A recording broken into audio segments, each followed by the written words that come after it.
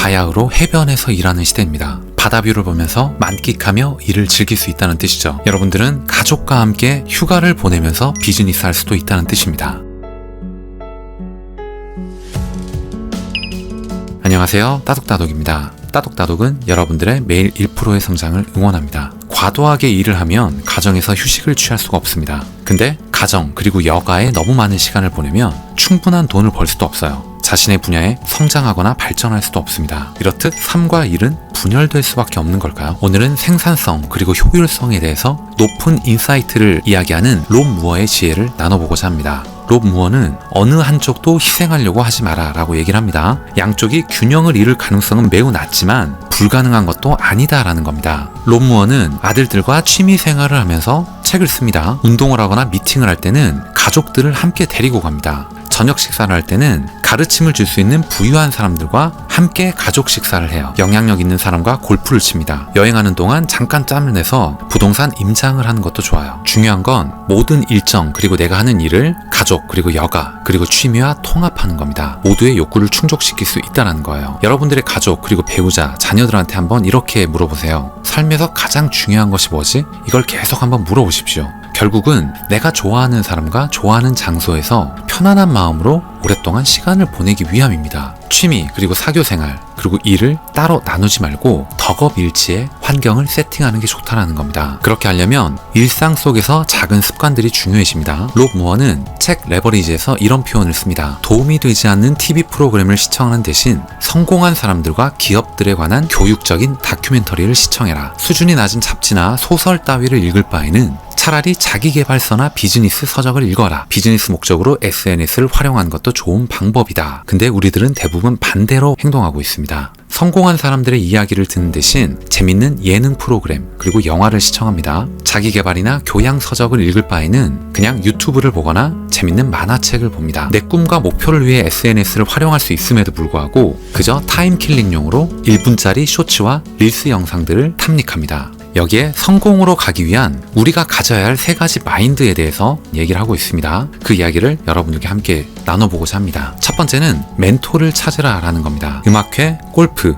헬스클럽, 미술전시회, 부동산 박람회, 부자들과 성공한 사람들, 이 사람들을 사귈 수 있는 곳은 수없이 많습니다. 내가 원하는 라이프 스타일로 살고 있는 사람들과 술을 마시면서 저녁 식사를 하시고요. 그 사람들에게 질문하고 끈질기게 접근해야 됩니다. 그들의 의례적인 일상, 습관, 행동들을 분석하면 돼요. 기죽을 필요가 없습니다. 처음부터 돈을 가지고 많은 자원을 확보한 상태에서 시작하는 사람은 없기 때문이에요. 여러분들이 부자들과 폭넓은 네트워크를 형성하고 신뢰관계를 맺고 있다면 돈은 여러분들에게 자연스럽게 흘러 들어오기 때문입니다. 주위를 한번 둘러보십시오. 성공한 기업가 그리고 운동선수들은 모두 코치와 멘토를 갖고 있습니다. 모든 해답이 거기 있다는 것이죠. 내가 꿈꾸고 있는 것들을 이룬 사람, 이미 앞서간 누군가는 이미 여러분들이 원했던 일을 해냈다는 겁니다. 저 또한 이런 부분들을 배우기 위해서 지난 6년이라는 시간 동안 자서전, 성공학, 자기계발서, 마케팅 이런 책들을 통해서 각 분야 리더들을 만났습니다. 그 사람들의 정신, 행동, 생활 전략에 대한 통찰을 얻을 수가 있었어요. 반드시 언젠가는 얻을 수 있다는 확신이 생겼습니다. 스티브 잡스의 자서전에서는 이렇게 표현을 합니다. 위대한 사람들을 몰래 관찰하는 사람이 되라 라고 얘기를 해요. 이게 바로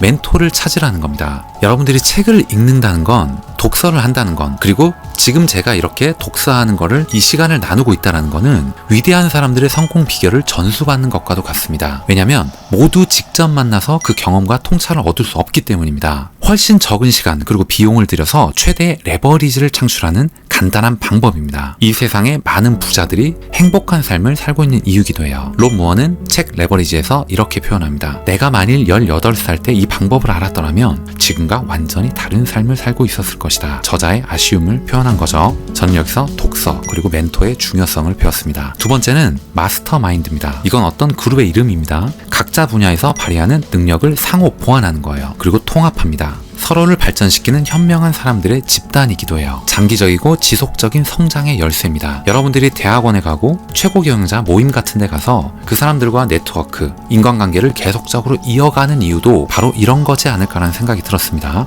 여러분들은 모든 비즈니스 분야에서 전문가가 될 수는 없어요. 그러니까 나보다 업무에 대해서 더 많이 아는 사람, 더 잘하는 사람이 업무를 수행하게 하시면 됩니다. 그들에게 도움을 얻으면 됩니다. 그래서 레버리지 효과를 얻어야 돼요. 가능한 높은 수준의 멘토를 찾기 위해서 노력해야 됩니다. 투자한 만큼 얻을 수가 있어요. 훌륭한 멘토를 얻는 것, 그리고 내 주변 상황을, 내 주변 지인들을 그렇게 만드는 것, 그리고 온전히 나에게 투자하는 것, 이것이야말로 우리가 할 수 있는 최고의 투자 중 하나다라고 생각합니다. 세 번째는 네트워크 마인드입니다. 성공한 인생을 살았다고 인정받는 이런 사람들의 공통점은 주변에 훌륭한 사람들이 많다라는 겁니다. 여기서 떠오르는 사자성어는 금묵자흑, 친구 따라 강남 간다, 이런 표현입니다. 내 주변에 어떤 사람을 뒀느냐, 그 주변 5명의 평균이 바로 나다. 실제로 지금 내가 하고 있는 생각, 내가 받고 있는 연봉, 나의 정치 색깔, 나의 신념, 이런 것들은 내 주변 가장 친한 5명의 특징과 유사합니다. 그리고 사람들은 끼리끼리 모이게 됩니다. 내가 만약 획기적인 변화를 하고 싶다면 내 주변 지인들도 획기적으로 변화해야 됩니다. 그래야 나도